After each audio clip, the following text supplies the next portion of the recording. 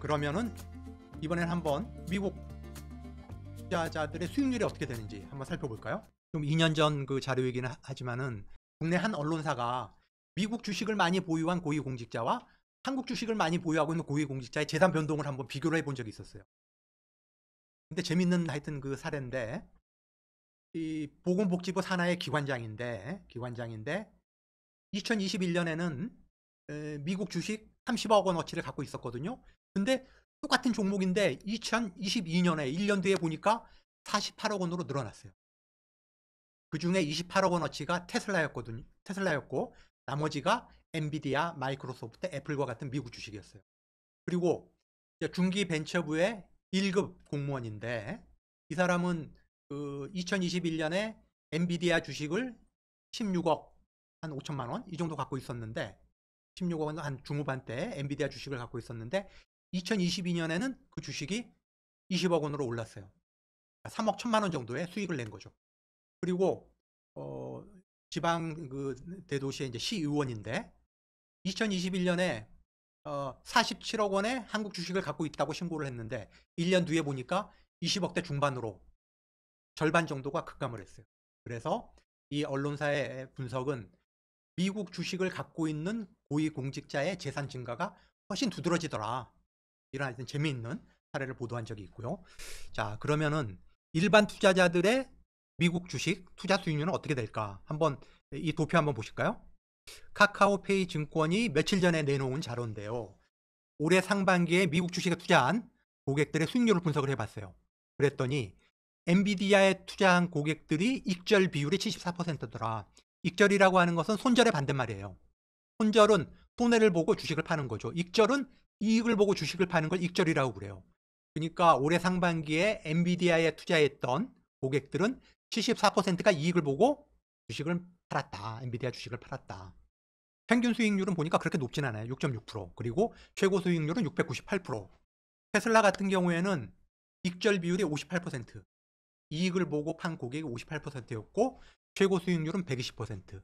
그러니까 올해 상반기에 엔비디아 수익률이 굉장히 좋았다. 이렇게 평가를 해볼 수 있을 것 같습니다. 자, 개인들은 그렇고 그러면은 증시의 큰 손이라고 그러죠. 그 중에서도 가장 큰 손을 기관이라고 그러는데 기관 중에서도 가장 큰 규모가 큰 국민연금 수익률을 한번 살펴보자면은 국민연금이 올해 초에 한 1,000조 정도의 기금을 운용을 했어요. 대개 주식, 채권, 부동산 등에 투자를 하는데 한 절반 가까이를 주식에 투자를 해요. 근데 국내 주식에 투자하는 비율은 13.5%, 해외 주식은 34%.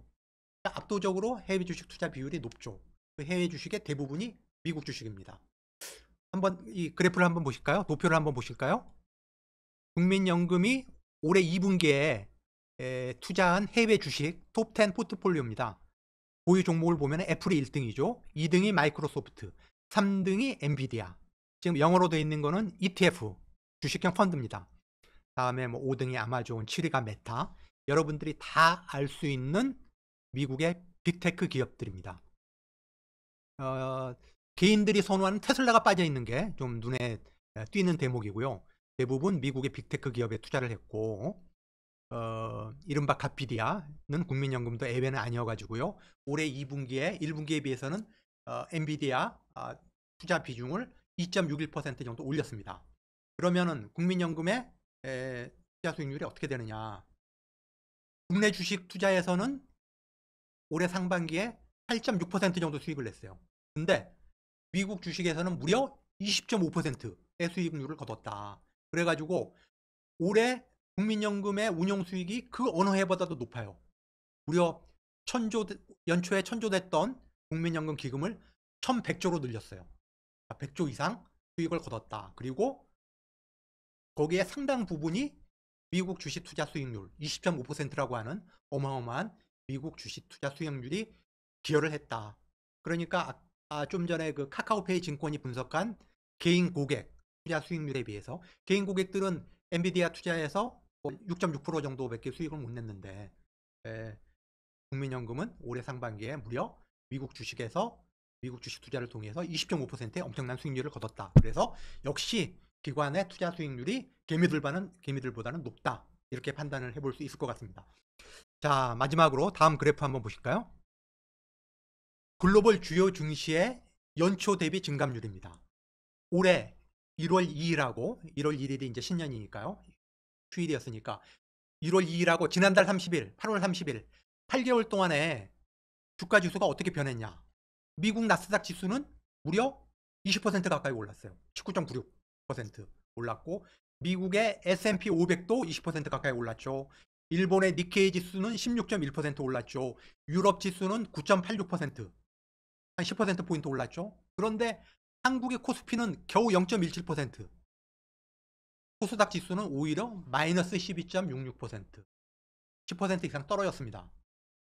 문재인 대통령이 퇴임하는 날 코스피 지수가 얼마였냐면은 2610이었어요. 그리고 그 다음날 윤석열 대통령이 취임하는 날 코스피 지수가 2596, 마이너스 0.55% 하락하면서 출발을 했는데 지금 집권한 지 벌써 이제 2년 6개월 가까이 되지 않았습니까? 이제 임기가 절반밖에 안 남았어요. 증시라는 게 뭡니까? 실물 경제, 그리고 미래, 우리 경제 성장의 어떤 미래 가치를 보여주는 바로미터 아닙니까? 그런데 지금 우리 코스피 지수가 2500 후반에서 2600 초반에서 왔다 갔다 하고 있어요. 글로벌 증시는 올해 들어서 8개월 동안에 20% 가까이 올랐는데 우리는 코스피 지수는 똑같고 코스닥은 오히려 12.66%가 떨어졌습니다. 경제를 엉망진창으로 만들었다는 이야기거든요. 제발 윤석열 대통령이 좀 정신 좀 차리고 경제를 살려줬으면 좋겠습니다. 말로는 경제가 활력을 되찾고 있다, 잘 되고 있다라고 하는데 국민들이 느끼는 체감 경기는 전혀 그렇지가 못하거든요.